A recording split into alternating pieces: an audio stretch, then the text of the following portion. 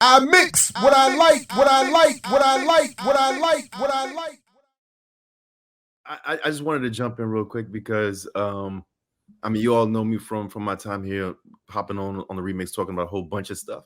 But my 9 to 5 is I'm the executive director of a national organization called the Community Resource Hub that primarily works on the issue of policing, from abolition to defund to everything that organizations do, right? And so what we do as a national organization is support community-based organizations on the ground across the country with their campaigns through research support, technical assistance. We have our George Jackson School organizing and political education training for new organizers working on this issue, right? To approach it from the same lens that Comrade George used when talking about the role of police and prisons in this country. We support gatherings. We have learning communities online for organizers across the country who are working on these issues, not just exclusive to policing, but cross sector, right? Because police touch every aspect of our lives, like Druba was mentioning, and so that's what we do. And one of the offerings that we did was we've been working on this issue since 2019, and so we put out 2 memos, kind of like reports that basically break down in layman's terms what these police organizations are, right? Because they're not unions. They're given the title of union, but they're not unions because cops aren't workers, right? And so they're benevolent organizations, they're fraternal organizations. And so it's important that we refer to them by those names so we don't continue to conflate, like they would want us to do, conflate their organizations with actual labor unions, so that when it looks like you're attacking these police independent fraternal organizations, that somehow you're attacking labor. And they've been able to do that for a long, long time now, right? And so what we do is we created this report to help folks understand the history of these organizations and what is their role in suppressing, right, fights from below and organized fights from below. So if you go to the website communityresourcehub.org, we have our resource library, which is the largest library in the world exclusively dedicated to the issue of policing. And you can find reports, toolkits, memos, anything that's written about these issues coming from community-based organizations. Now, granted, these are nonprofits. This is a nonprofit, right? And so don't want to hide that, don't want to chill that. That said, you will find a lot of very important and useful information that, again, tells what are the hierarchies of these institutions, where do they come from, how are they operating, how are they working, and how are some organizations across the country are trying to tackle this issue. So if it's coming from the approach of defund, which initially used to be called invest divest, and then there was a change in the language that turned to defund, right? But the initial framework and initial back in 2017, 2018, 2019 was invest divest, all the way to abolition. And so it's all there. And so I just wanted to jump in on that because we did have this offering that clearly breaks down what these organizations do and what is their actual role in our communities. No, right on. Thank you very much. So I've already just if folks refresh their browser, they'll see that the link to that report is now in the show description. So thank you for that.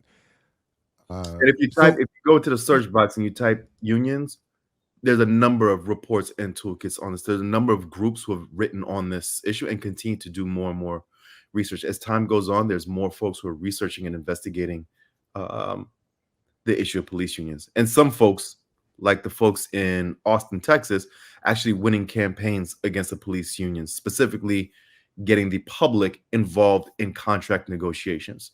A lot of times these contract negotiations between the police fraternal organizations and their municipal governments, the cities and states, happen behind closed doors, where a lot of stuff gets negotiated outside of the purview of the general public, under the name of protecting labor, under the guise of protecting all unions from attack. And this is where they're allowed to continue to negotiate away any forms of accountability for officers. And so when an officer comes out like they did in Philadelphia, shoot and kill a young man, shoot and kill anybody in the street, and like, how can this officer keep their job? How can this officer keep getting hired? Is because all of that is negotiated through their contracts. And all those contracts are negotiated behind closed doors, away from the eyes of the general public, and oftentimes outside the eyes and the purview of city mayors, right? city councils. If you're talking about the Philadelphia Police Department, which they just quickly kick it up to arbitration and it gets sent up to our Republican legislature in Harrisburg, and that's the end of that. And neither the mayor or the city council can even have any input on what the PPD contract says. I think that that's. You see, this is why I can't endorse leadership by victimhood, because the brother Hiram just pointed out that we have a voluminous database on the political role and clout of policing, their actual organization and hierarchy, their influence. We have a huge database here, but do we have a movement in which a strategy and a tactic has been implemented in the courts to hold these to have these police unions decertified? And whether we win or not in the courts is not the issue. The issue, what we really accomplish when we do this, is that people, ordinary people, the electorate, would be educated as to the correct and real role of law enforcement in their communities and how they need to take control. And we can't diminish the political times that we're living in. The United States is a police state, pure and simple.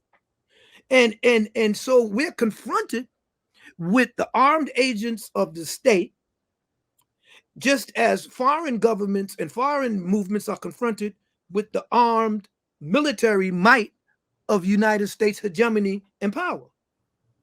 The police have verified the point number 7 of the Black Panther Party, that they occupy our community like a foreign army occupies territory. And we have absolutely no control. We have absolutely no influence over this occupying force. And I think so, that Hiram, yeah. I'm gonna let you go. I think the fact that Hiram and his posse has all of this data, and we don't even have we don't even have an NAACP defense fund. We don't even have a conglomerate of attorneys who have taken on all of these cases where we could get all of these young people who were murdered by the police as plaintiffs and file a lawsuit, a class action, demanding that the police unions be decertified because they're not workers. And so in some places, the city of Seattle was able to, and that's a great point, Duper, right? The fight is to get labor and these labor councils to kick police fraternal organizations out of their labor councils.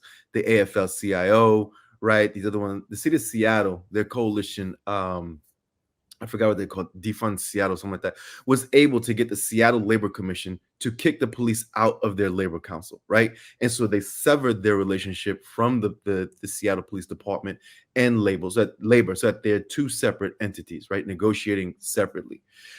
The problem is, in this country, like Druba laid out, because it's a police state, because the police are fundamental to the creation and the maintaining of the capitalist bourgeois state, that you have big labor like the AFL who refuse to sever that tie because they have so many police members in their broader union, right? Because they don't want to antagonize the right-wing, racist, reactionary membership that they have, that primarily oftentimes comes from trades unions, right? Who support police and support those same policies. And so they stay away from severing that relationship between police organizations and labor. But the fight is on the ground primarily is, one, to remove police from the labor councils, to make that explicit. These are not workers. They are not labor, and therefore big labor, the AFL, the AFT has school police members in them. The SEIU has police members in them, right? That these labor organizations, the big ones, need to sever that relationship with the police fraternal organizations so that then we can deal with them on their own. Because as it is right now, when the folks in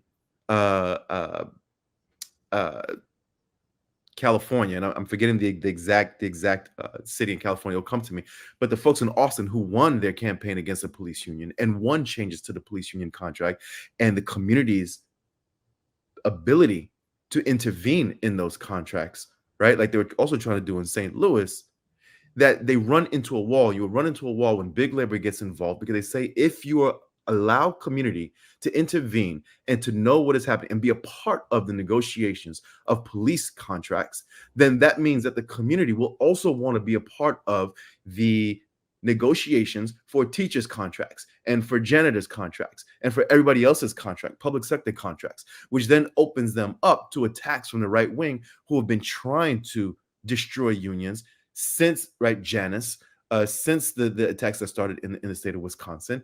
And therefore, they stay away from that and oftentimes block those pushes from the community to intervene with the police contracts. If you sever those two groups from each other, then you're very clear for what it is. Labor is labor. Cops are cops. Those are two separate things, right?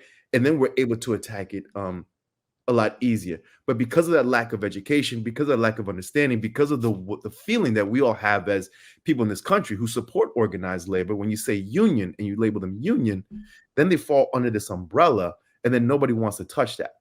And meanwhile, these cops, then these police fraternal organizations are allowed to do what they do, which is primarily funding, training. They lobby, right? So the amount of political power that they have is immense. They control the media. So any politician or would-be politician who wants to get elected in this country and isn't flying that Blue Lives Matter flag or isn't saying, I support law and order or whatever, has a very tough time getting elected. That comes primarily from the police unions.